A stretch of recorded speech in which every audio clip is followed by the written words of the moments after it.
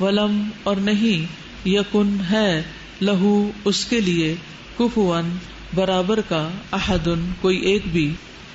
ولم یکن لہو کفوا احد. ولم اور نہیں یکن ہے کانا کا معنی ہے بھی ہوتا اور تھا بھی. نہ ہے نہ تھا، نہ ہے نہ تھا تو کبھی ہوگا بھی نہیں.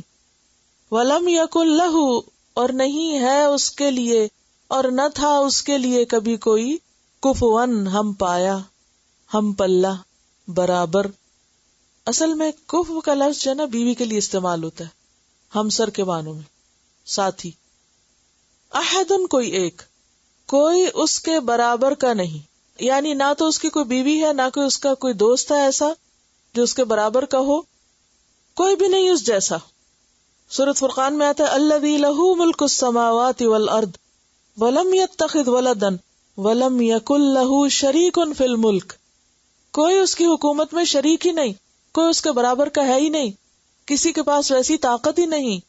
لیس کمثلہ شیء وہو السمیع البصیر. کہا یہ جاتا ہے کہ کچھ لوگ آپ صلی اللہ علیہ وسلم کے پاس آئے اور انہوں نے کہا کہ آپ جس الہ کو پوجتے ہیں اس کا ہمیں حسب نسب بتائیے، اس کا تعارف کرائیے.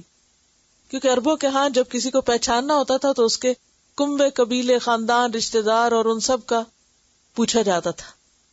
تو اللہ سبحانہ وتعالی نے جواب دیا قل آپ ان کو بتا دیجئے هو اللہ احد اللہ الصمد لم یلد ولم یولد ولم یکن لہ کفوا احد. اور اس مختصر ترین صورت میں اللہ سبحانہ وتعالی کا بہترین تعارف کرا دیا گیا، اس کی پوری شان اور عظمت اور جلال کے ساتھ کہ وہ کون ہے وہ نگاہ میں آ جاتا ہے. حضرت ابو ہریرہ فرماتے ہیں کہ آپ صلی اللہ علیہ وسلم نے فرمایا اللہ تعالیٰ فرماتا ہے بنی آدم نے مجھے جھٹلایا اور یہ اس کے لیے مناسب نہ تھا، اور مجھے گالی دی اور یہ اس کے لیے جائز نہ تھا. اس کا مجھے جھٹلانے کا مطلب یہ ہے کہ وہ جو کہتا ہے کہ میں اسے دوبارہ ہرگز پیدا نہ کروں گا، حالانکہ دوبارہ پیدا کرنا پہلی بار پیدا کرنے سے زیادہ مشکل نہیں. اور اس کا مجھے گالی دینے کا مطلب یہ ہے کہ وہ کہتا ہے کہ اللہ کی اولاد ہے، یعنی اللہ سبحانہ وتعالیٰ اس کو اپنے لیے کیا قرار دیتے ہیں؟ گالی.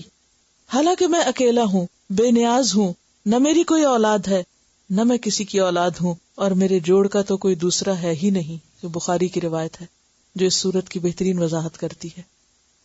یعنی ایک لفظ کے اندر کتنا کچھ ہے، اور پھر پوری صورت کے اندر پورا تعارف کرا دیا گیا اللہ سبحانہ وتعالیٰ کا. اور اگر واقعی انسان اس کو سمجھ کر پڑھے تو نہ صرف یہ کہ صورت سے محبت ہوتی بلکہ اللہ تعالیٰ سے بھی محبت ہوتی ہے. کیونکہ انسان ہمیشہ کس سے محبت کرنا چاہتا ہے؟ اس سے جس میں کوئی عیب نہ ہو، کوئی کمی نہ ہو. محبتوں کو کیا چیز کم کرتی ہے؟ عیب، کمی، کوتاہی. ہم مختلف چیزوں سے، مثلا کوئی کپڑا ہم کو پسند ہے، اس کا رنگ خراب ہو جاتا ہے تو ہم کیا کرتے ہیں؟ آنکھوں سے اتر گیا. کوئی بھی چیز آپ دیکھیں، کوئی جیولری دیکھ لیں، کپڑا دیکھ لیں، گاڑی دیکھ لیں، ہر چیز پرانی ہو جاتی ہے، خراب ہو جاتی ہے، ناقص ہوتی ہے. انسانوں میں کمیاں ہوتی ہیں، کوئی بھی ہمارا آئیڈیل نہیں ہو سکتا. وہ صرف اللہ ہی کی ذات ہے جو ہر عیب سے پاک ہے، اور جس کی محبت پھر اگر سمجھ کے کی جائے، معرفت سے کی جائے تو وہ صرف بڑھتی رہتی ہے، کم نہیں ہوتی. اور پھر آپ دیکھیں کہ گاڈ کا جو کانسیپٹ ہے جتنے بھی ادیان میں، اسلام کا کانسیپٹ اس سے بالکل مختلف ہے. نہ صرف یہ کہ حقیقی بلکہ خیالی اور نسبی، اور کسی بھی قسم کا کوئی بیٹا نہیں، کوئی اس کا شریک نہیں اور کوئی مددگار نہیں، اور کوئی اس کے برابر ہے ہی نہیں. لیکن افسوس یہ کہ مسلمانوں کے اندر ایسے خیالات اور ایسے فرقے اور ایسے لوگ موجود ہیں کہ جو کبھی نبی صلی اللہ علیہ وسلم کو اور کبھی اور بزرگان دین کو یا اور لوگوں کو اللہ کے برابر یا بعض اوقات اس سے بھی بڑھا چڑھا کے پیش کرتے ہیں. تو یہ صورت دین اسلام کا بھی ایک بہترین تعارف ہے. اور پھر یہ کہ انسان کو شرک سے پاک کرتی، خالص کرتی. اسی لیے اس کا نام کیا ہے؟ اخلاص. وآخر دعوانا ان الحمد للہ رب العالمین.